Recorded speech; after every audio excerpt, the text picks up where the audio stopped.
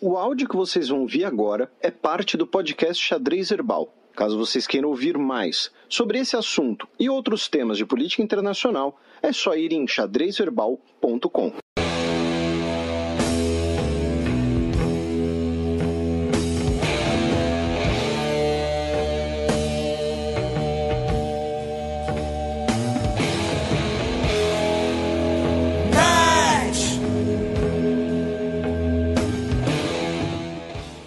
Bem, falando de filmes infantis, né? Xi Jinping afirma que China e Europa avançam juntas. Isso, a gente vai falar um pouquinho aqui desse, né, relações entre China e Europa e também um pouquinho da Ásia, porque essa semana a gente teve aí uma mini tour do Xi Jinping pela Europa, né? Ele se encontrou em Paris com o Macron, da França, Angela Merkel, né, chanceler alemã, com Jean-Claude Juncker, presidente da Comissão Europeia. Antes disso, ele se encontrou com o Giuseppe Conte, o premier bundão da Itália, com todo respeito aí à família Conte e ao, né, o tamanho de quadril dele, sei lá, enfim. Mas tivemos essa visita, e essa visita ela foi cheia de alfinetadas no Donald Trump, tá? Porque, né, hoje China e Estados Unidos estão lá opostos. A China tenta, né, seduzir, flertar ali com a Europa. A gente falou semana passada do desejo alemão de fazer a sua rede de 5G com tecnologia da Huawei. E aí os Estados Unidos disse que se fizesse isso, não ia compartilhar mais informações privilegiadas, secretas, de alto nível com a Alemanha, porque consideraria isso ali uma brecha na segurança. A China estaria vendo tudo. Então, a China quer seduzir a Europa, digamos assim, se aproximar mais da Europa. E, além disso, tem a questão do multilateralismo, né? Hoje a China, por estar com muita bala na agulha, é a grande defensora de um sistema multilateral, de regras para o comércio, de maior possibilidade de investimentos, enquanto o Donald Trump, por sua vez, está usando uma postura mais bilateral. Por quê? O Donald Trump é presidente da maior economia e maior potência militar do mundo. Então, no 1 a 1, os Estados Unidos, o Donald Trump sempre vai conseguir se impor. Agora, quando você cria um fórum multilateral, isso acaba, digamos assim, diluindo um pouco o poder de ação dos Estados Unidos. Ou um bloco econômico. Ou um bloco econômico, né? E a China já consegue ter uma presença um pouco maior. E a China tem aquela questão da China na OMC, né? Porque a China, ela é uma potência econômica, mas na OMC ela tem o status ali de... Ela ainda tem algumas regalias de potência em desenvolvimento, país de desenvolvimento, tudo mais. Um país que se industrializou tardiamente, né? O critério é esse, né? Os países que primeiro se industrializaram, que são basicamente Inglaterra, França, Alemanha, Estados Unidos, Itália e Japão, né? Só que aí o Japão passou pelo pós-guerra, né? O Japão estava destruído na Segunda Guerra Mundial e tudo mais. Então, que é o primeiro mundo, né? O G7, o antigo G7. Não é antigo não, né? Porque ainda existe, mas hoje já não tem mais tanta influência. Então, essa relação entre China e Estados Unidos acaba pesando muito também nos desejos chineses em relação à União Europeia. E aí, nessa visita teve, claro, não foi uníssono, né? Temos ali, o próprio Macron disse, né, que temos algumas divergências, mas respeitamos a China, esperamos que eles, como grandes sócios, também nos respeitem, porque qual é ali a bronca, né? E foi uma das pautas, e isso talvez seja importante da gente prestar atenção, que é a China, ela está fazendo investimentos na União Europeia. Porém, é claro, a China ela vai agir de acordo com seus interesses, ainda mais se a gente pensar que a China é uma economia, né, ainda com planos quinquenais, uma economia planificada, uma economia com grande poder estatal. Então ela vai investir mais onde interessa. E aí o Macron falou, olha, isso daí está criando um desequilíbrio dentro da União Europeia, tá criando meio que pessoal que gosta da China, o pessoal que não tem tanta relação com a China. Então precisamos equilibrar um pouco isso, né? Precisamos dar ali um jeito de flexibilizar um pouco mais essa questão da própria União Europeia poder ter voz nesses investimentos, nesses projetos. E o grande exemplo disso foi que, antes de se encontrar com o Macron e a Merkel, como eu disse, ele se encontrou com Giuseppe Conte. E nesse encontro, lembrando que a Itália, como um país mediterrâneo, a Itália tem ali uma costa com uma tradicional exploração de petróleo, né? A Itália, ela tem empresas de peso na indústria petroquímica. A gente já tem uma presença chinesa muito grande na economia italiana, inclusive hoje a Inter de Milão e o Milan, né, são de donos chineses, por exemplo. Empresas italianas de petróleo foram compradas, ou tem grande sociedade com empresas chinesas do ramo. E aí, nesse encontro na Itália, no sábado, dia 23, a Itália, digamos assim, assinou, né, uma entrada no plano ali de um cinturão, uma estrada, né, a nova Rota da Seda, que a gente já explicou em programas anteriores. Que, na verdade, foram a assinatura de 29 contratos e minutas, num total de, por enquanto, 2,5 bilhões de dólares, mas que podem chegar a 20 bilhões de dólares, tá?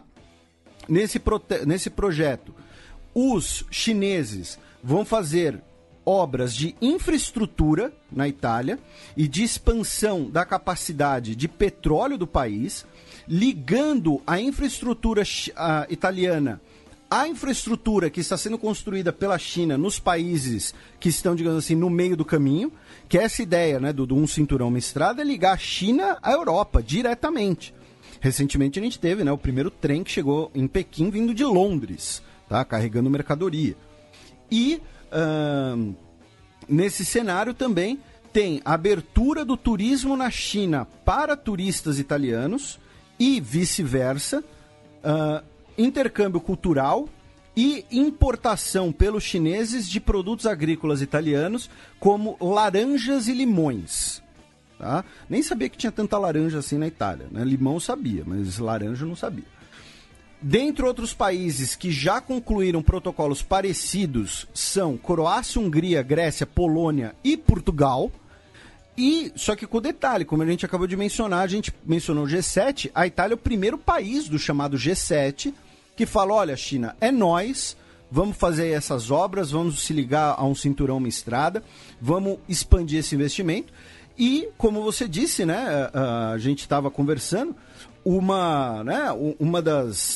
dos temas da visita em Roma foi o Marco Polo, né, o mercador, ele era veneziano, né, acho, bolonhês, sei lá, acho que era veneziano, que, né, fez a antiga Rota da Seda, foi até a China, né, teria sido o cara que levou o macarrão para a Itália. Né, tô colando aqui, ele era veneziano. A gente, inclusive, fica aqui o desapontamento, né, mas vamos lembrar que a culinária italiana, ela não é italiana, né, porque o tomate é americano e o macarrão é chinês. Sim. O que acontece? A Itália... que sobra? Então, a Itália ficou no meio do caminho, ela juntou os dois e fez a macarronada. Mas a comida italiana não é italiana, tá? O que tem na Itália... Originalmente.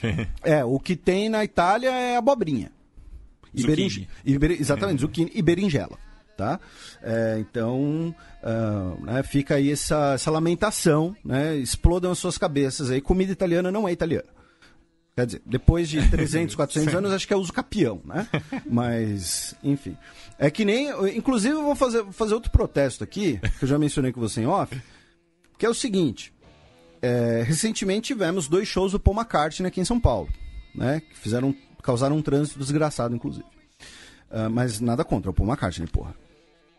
Né? Se tem uma pessoa que tem o direito de causar trânsito, é ele. Só que é o seguinte... Para os adeptos daquela teoria da conspiração de que ele teria sido morto, substituído por um clone, quando o Paul McCartney teria morrido, que tem a capa do Abbey Road, que ele tá descalço e tal, toda aquela polêmica. Ele teria 26 anos. E a capa do Sgt. Pepper também tem algumas... Sim, mensagens, aí tem lá o Paul is Dead. Tá? Ele teria 26 anos na época. Isso faz mais de 40 anos. Então, mesmo que isso seja verdade, o clone tem o direito, por uso capião, de ser o Paul McCartney. Porque ele é mais Paul McCartney há mais tempo do que o original. Então, assim, eu acho um absurdo quando falam dessa teoria e não citam isso. É uso capião. O clone é o Paul McCartney. O Paul McCartney original é menos Paul McCartney do que esse. É que nem o Sr. Skinner, dos Simpsons. Por que nem o Sr. Skinner? Você não lembra do episódio de que, na verdade, ele não é ele substitui o cara que teria morrido na guerra? Na guerra do Vietnã. Ah, tá. Bem lembrado. Eu tinha esquecido desse detalhe. E aí, voltando aqui Depois dessa breve, né, culpa do Marco Polo... Que inclusive na pesquisa aqui a gente tinha falado em off também da Pirelli aqui, descobri que tem uma holding que é a Marco Polo Industrial Holding S.p.A. Eles são donos de navios. Mas, voltando aqui, então você cria ali um desequilíbrio entre países da União Europeia que estão se aproximando muito da China e outros países que já estão se aproximando menos. E tem também a questão do interesse francês e alemão, que a gente já explicou aqui várias vezes, que é o seguinte: um dos propósitos da União Europeia é você criar ali condições favoráveis às empresas europeias. Então, quando a União Europeia se expande para o leste europeu, uma das intenções das empresas alemãs, das empresas francesas, das empresas espanholas na época é: vamos expandir para lá, fazer mais negócio, mais dinheiro que vai entrar. Vai ser um mercado consumidor em que a gente vai ser favorável, vai ser mão de obra mais barata para a gente e vai ser mais oportunidade de negócio. Aí a China tá entrando nesse meio, os caras falam: pera aí, a gente quer fazer estrada na Itália, não eram vocês. Então você também tem essa questão do interesse interno da União Europeia, né? Porque, novamente, são contratos que podem chegar a 20 bilhões de euros. Tá? Isso não é uma grana assim que, nossa, vai mudar o rumo do universo, mas é uma grana razoável. Eu não diria não para 20 bilhões de euros. Ainda mais no momento de recessão. Pois é, eu não diria não para 1 bilhão de euros. Né? Quanto mais 20. A Carol diria não para 20 bilhões de euros. Ela diz que dinheiro não traz felicidade. O Marco não, o Marco quer os 20 bilhões de euros. Mas então, nós tivemos esse tour na qual a China expandiu sua presença, fez contratos com a Itália e sentou com França e Alemanha para quê? Para falar dos investimentos chineses dentro da União Europeia como um todo e também para tratar de ordem internacional, de reforma da OMC, de valorização do multilateralismo. Então, quando o Xi fala que Europa e China andam juntos, ele está, na verdade, querendo dizer: olha, nós temos aqui que valorizar os blocos, o multilateralismo, as negociações, as conversas, não essa postura mais unilateral do Donald Trump, porque ele pode. Também tem isso, lembrando, ele pode, tá? E aí, parte dessa conversa também girou em torno de investimentos chineses dentro de Alemanha, de França. E aí o Jean-Claude Juncker, inclusive, deu lá uma bela polida ali no ego, né, do Xi Jinping, dizendo que a União Europeia forma com a China um dos grandes polos econômicos do mundo. A abertura do mercado europeu acompanhou a espetacular emergência da China, que tirou 700 milhões de pessoas da pobreza. Mas esse progresso criou tensões em nossa sociedade, com desequilíbrios no âmbito da produção, consequências econômicas e sociais e tensões profundas que fazem nascer uma necessidade de proteção legítima. Nossa vontade comum é de evitar que as respostas a essas tensões estejam na fratura da ordem internacional, em novos conflitos comerciais ou em uma política de isolamento. Foi basicamente um tapa na cara do Donald Trump, né, essa declaração. Então essa visita ela foi muito pouco repercutida na imprensa brasileira, porém ela é bastante interessante de ficar de olho, tá?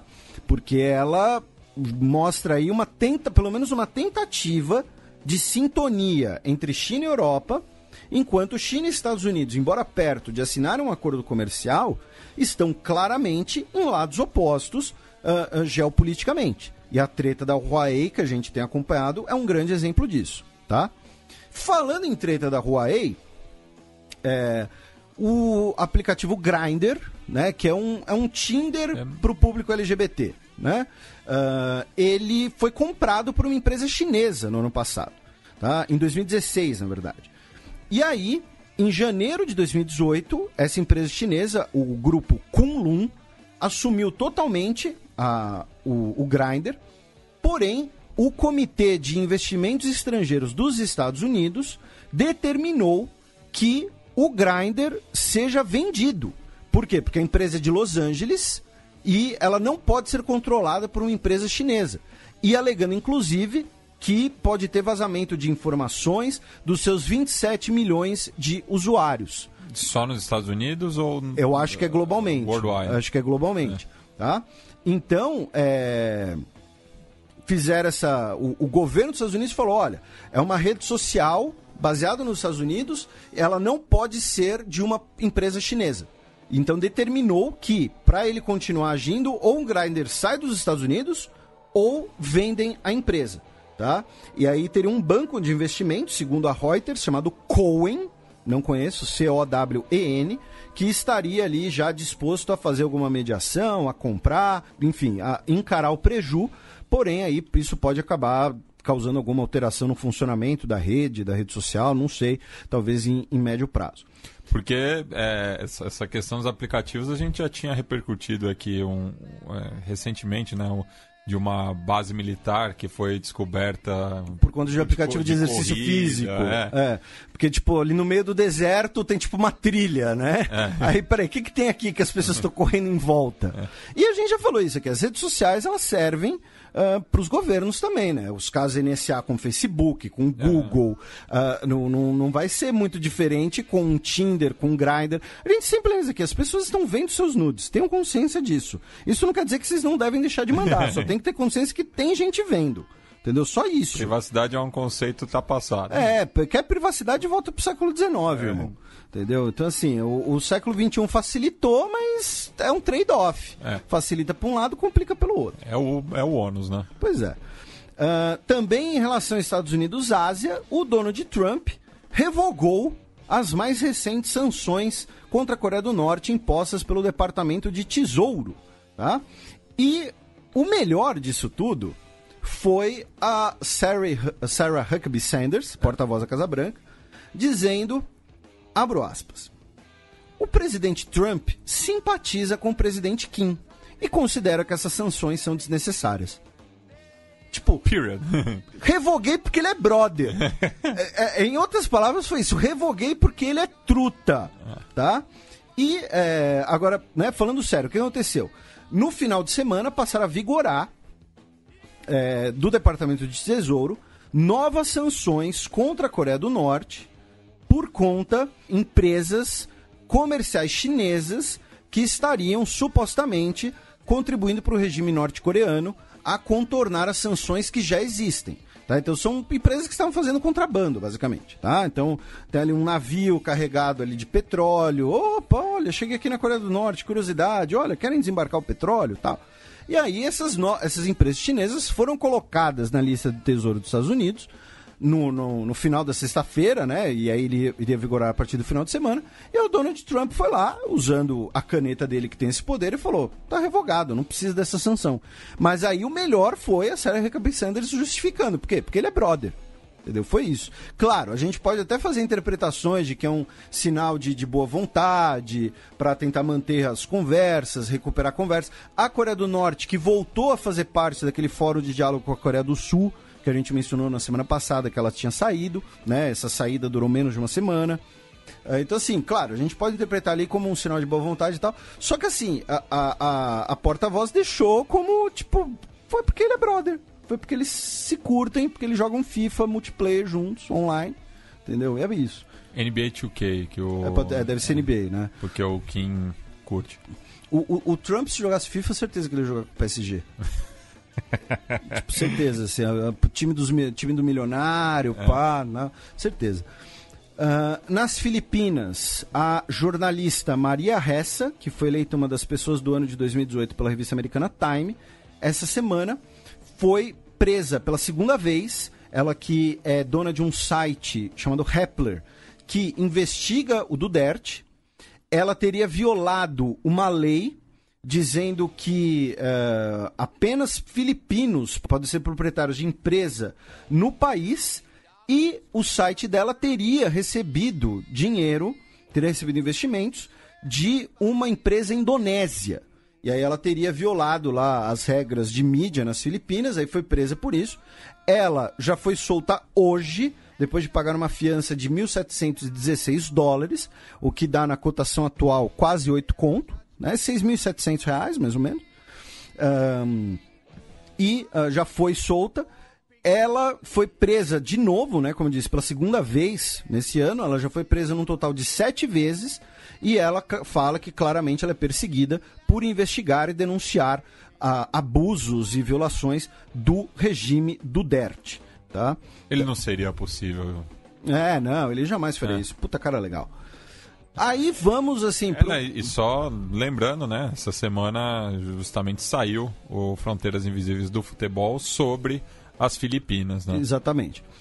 E aí, mais uma daquelas notícias da sessão Tome o Seu Dramin, antes de continuar ouvindo o programa, né, já que o Brunei entrou naquela categoria de esgoto, na qual estão alguns outros países, como a Arábia Saudita e Irã, de países que vão punir com a morte o fato das pessoas serem quem elas são, né? Pois uma nova lei no Brunei vai poder punir relações LGBT com pedradas e chicoteamento até a morte.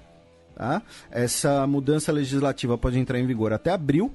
Lembrando que o sultanato do Brunei, a gente já falou algumas vezes aqui, até de forma cômica, é um daqueles países que é uma propriedade privada do sultão, em que ninguém paga imposto, porque o dinheiro do país vem do petróleo, que é do sultão.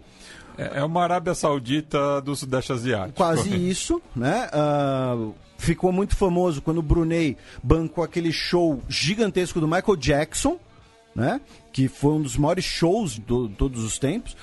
1996, tá? Royal Concert, porque era aniversário do sultão. Tá? Aí o sultão falou, quer saber, vou dar uma festa de aniversário. Tá faltando música, né, vou chamar o Michael Jackson. Né? Foi um show gigantesco, que se não me engano saiu como DVD, saiu como DVD e CD. Tá? Pelo exotismo. E na capa o Michael Jackson com aquela roupa dourada, tal, enfim. Então assim, o Brunei é um sultanato governado como uma monarquia absolutista, baseada no petróleo. E aí, em 2014, né, o país anunciou que iria adotar legislações criminais baseadas na Sharia, né, o código legal baseado nos escritos sagrados do Islã. Naquela época foram leis contra adultério, sodomia e estupro, né? E aí agora o governo do Brunei anunciou que relações sexuais entre pessoas do mesmo sexo vão poder ser punidas, inclusive com a morte, tá? Lembrando que relações, mesmo consensuais, entre pessoas do mesmo sexo, são punidas, consideradas crime, em 70 países pelo mundo, tá? Então, assim, quando dizem, os gays querem privilégio, não, eles só não querem ser mortos a pedrada, tá? Sei lá, eu não vejo isso como um privilégio, mas tudo bem. Aí chegamos na Tailândia, né, onde tivemos as eleições. Aí olha só que curioso, meu caro Matias. Os resultados preliminares já saíram. Só que os resultados na íntegra vão ser anunciados apenas no dia 9 de maio. Eu acho que nem quando o Brasil, que tinha uma população bem maior, que tem uma população bem maior que a da Tailândia, fazia voto manual, demorava mais de um mês para sair resultado de eleição. Não, saía na mesma semana. Então assim, é no mínimo suspeito. Os caras falaram, olha, tá aqui os resultados preliminares, mas o final só vai sair dia 9 de maio. Tá? Deixa o rei dar uma olhada aí. Deixa a junta militar, eles vão dar uma olhada e tal. Putz, caiu um container de células no mar. Entendeu? De cédulas, entendeu? Nossa, tacou fogo, que coisa. Olha, achamos aqui uma urna com 1 milhão de votos a favor da junta militar. É pique eleição de DCE, né? Quase isso. Putz, cadê a urna? Esconderam a urna. Não tinha quórum. Putz, a urna é de São Carlos. Pois é. Nossa, você aqui de novo pela 6ª vez? Sou muito democrata, gosto muito de votar, né? Então, resumindo, né? Lembrando, a Tailândia, ela vive desde 2014 uma junta militar, o principal partido de oposição foi colocado na ilegalidade, vários candidatos não puderam concorrer. A princesa não pôde concorrer, né? E tudo indica que o partido da junta militar, né, o Palang Pracharat, do Prayut Chan-o-cha, que é general, né? O general comandava a junta militar até pouco tempo atrás. Tipo, o cara comandava a junta militar que organizou a eleição que ele mesmo vai concorrer. Tipo, cara, assim, é que nem eu fazer uma eleição da minha casa. Entendeu? Olha, quem votou em mim, eu. Pronto, ganhei. Né? Aí o que aconteceu? Os partidos de oposição, durante a semana, na quarta-feira, se reuniram num pronunciamento perante a imprensa, inclusive a imprensa internacional. 7 partidos se reuniram, dizendo que eles vão formar uma coalizão pelo restabelecimento da democracia do país e que, por isso, eles são os vencedores, porque juntando esses 7 partidos, mesmo com os resultados preliminares, eles seriam os vencedores de qualquer jeito. Inclusive, o partido que foi colocado na ilegalidade, ele está com o maior número de cadeiras no parlamento pela contagem preliminar. Só que lembrando, estão sendo votados os cargos do que seria a Assembleia dos Deputados. O Senado tailandês vai ser nomeado pelo rei. E o Senado também vai participar da eleição do primeiro-ministro, uma eleição indireta. Então, assim, se o Senado for assim, apontar em 250 militares, dane-se o resultado da eleição. Entendeu? Vai ser uma grande marmelada. E aí esses partidos de oposição se juntaram e falaram, olha, a gente já conseguiu a maioria das cadeiras pelos resultados preliminares, tá? Se juntar todo mundo aqui, a gente tem mais voto do que qualquer outro partido possível. Então nós somos vencedores, queremos a restauração da democracia. Foi uma manobra muito inteligente, por quê? Porque mesmo que com divergências internas ali entre eles, e não vamos fingir que somos expertos no espectro político tailandês, né? Eu sei que tinha o partido que estava no poder, os militares e o que a gente chamaria ali de oposição. E mesmo se a gente considerar as divergências entre eles formam uma coalizão que numericamente é imbatível. Então foi uma manobra muito inteligente. Resta saber se vai dar certo. Ou se os militares vão falar, olha, então, não. Tipo, não. Vocês não são os vencedores. Por quê? Porque eles têm um mês para declarar os resultados finais. E no mapa, né, demográfico ali do voto, fica muito claro ali que a região mais costeira, mais ao sul, os militares venceram. As regiões mais interioranas foram vencidas pelo Pheu Thai, né, o partido que havia sido banido, o partido que foi derrubado do poder. Mas em Bangkok, especialmente, o partido que venceu é o partido que, traduzindo, é o partido do Futuro à Frente, o qual o seu líder é o Thanatorn Juangruangkruangit. Sei lá, eu acho que é isso. Tá? O Tana, entendeu? Nosso querido Tana, entendeu? Que inclusive estudou em Nova York, tá?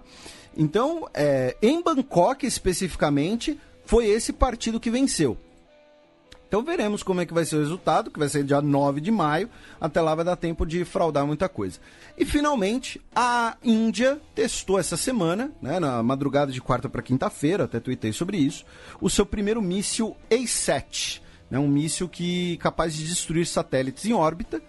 Com isso, ela se torna, né, entra ali num clubinho de Estados Unidos, Rússia e China, e talvez Israel, países que podem destruir satélites, e também é um teste, digamos assim, disfarçado. Assim como o foguete que bota um satélite no ar é um míssil que pode jogar uma bomba na sua cabeça, o foguete que destrói um satélite, o míssil que destrói um satélite, é um míssil que pode interceptar um míssil balístico intercontinental. Então é também um teste disfarçado ali de um escudo antimísseis. Tá? Não é uma coisa fácil de se envolver, né? Porque você tem que, assim, você atirar uma agulha para acertar numa mosca, né? Mas de qualquer jeito fez esse teste bem sucedido. Os Estados Unidos já alertou para os destroços no espaço e tal. Teve até um cara no Twitter que compartilhou a cena do filme Gravidade, né? Que é uma cena que dá nervoso, desgraçado. Mas, de qualquer jeito, é um passo muito grande na Índia, que também está em véspera de eleições.